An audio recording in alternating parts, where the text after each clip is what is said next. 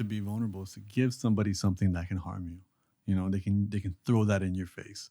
And you're scared for that, you know, especially when you don't know them very well. But I think we also just have to realize the other thing too is that, you know, love is existing beyond this world of duality. Duality isn't simply good and evil. Duality is also this black and white thinking that we, as kids, were only capable of having, you know, because our brains were developing, you know, neuroelasticity, they were saying goes up to 26. Now there's more evidence saying that it goes even further. But when you're 12 or when you're 8, you can only think in terms of black and white. Your brain is still developing.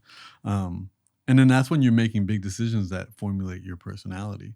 And what we have to realize is thinking black and white is a reason that we're not enjoying life as much as we have, because we're not looking at the gray in between.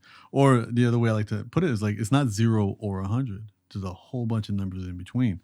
So with that, there's also, when it comes to vulnerability, there's ways to be vulnerable that isn't, you know, you don't have to meet you for the first time and start telling you my deepest, darkest secrets that makes me completely vulnerable and I don't know you. There's ways to be vulnerable with you for the first time and not be afraid of A, you hurting me, but B, me not scaring you away. And I learned that through therapy. So my therapist had me, she said, always have 2 vulnerable stories in your pocket that you could tell a stranger that wouldn't scare them away. So one of my vulnerable stories is around dogs. I had a dog growing up, loved him dearly. He lived till he was 11, and we had to put him to sleep. He had hip issues. So one hip went, so now he's a 3-legged dog, and then the second hip kept going. So for half a day, he would only have 2 working legs, and then, you know, he would have trouble using the bathroom. So we had to make but he was healthy. His mind was healthy. His personality was still there, but he just couldn't move anymore. And he was 140 pounds. He was a big guy. So he wasn't someone that we could just carry around.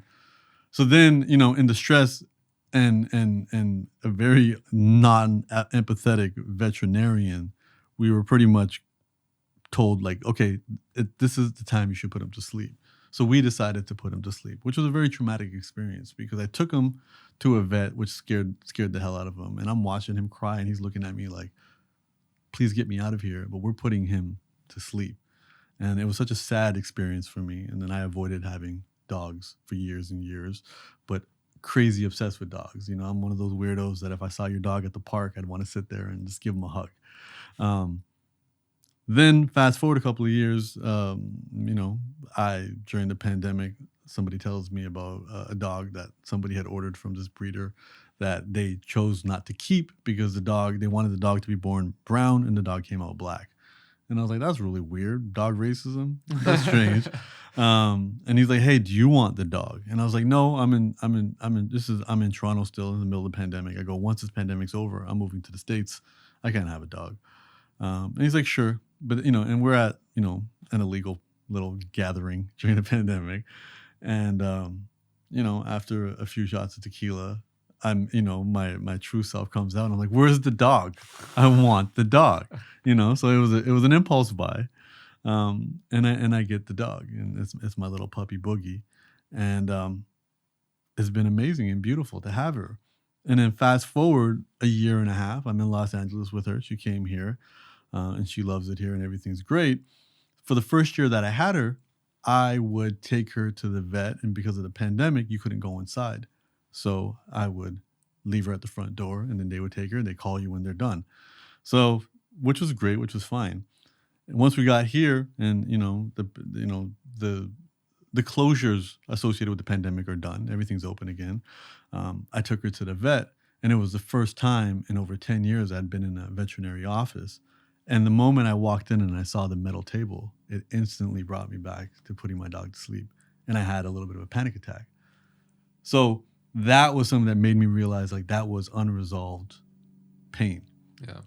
That's a story I can share with you. That's a vulnerable story. Yeah. I don't think that's something that's going to scare you away. Right. You know what I mean? And now that gives you an opportunity to potentially share a story with me. Right. And that's what vulnerability does. You be vulnerable with someone, it allows them to be vulnerable with you. And the thing is, as men specifically, we weren't always signaled to look at that as okay. We always viewed it as you are exposing your vulnerable areas for attack. You know, But I have to trust you enough to think you're not going to throw this story in my face and harm me and disrespect me based off me telling you about the loss of my, an animal. Yeah. And if I did, that would just be data collection for you to be like, okay, well, I clearly don't want this person as a friend in my life. That's a quality. Yeah, that's a quality of But I'm not telling you super deep, Yeah, dark secrets for and sure. shadow stuff that I'm still addressing and dealing with. Maybe after months of us getting closer and closer, because what we're going to be doing is we're establishing that pathway. And I know you've had Peter Crone on here before, Mhm. right? Like, and that's his idea of you show me where love is. And what we're doing by being vulnerable is we're building that pathway. And then, and the work that we have to do is to keep that pathway clean for the love to flow. It's not about finding the love, it's about creating that pathway for the love.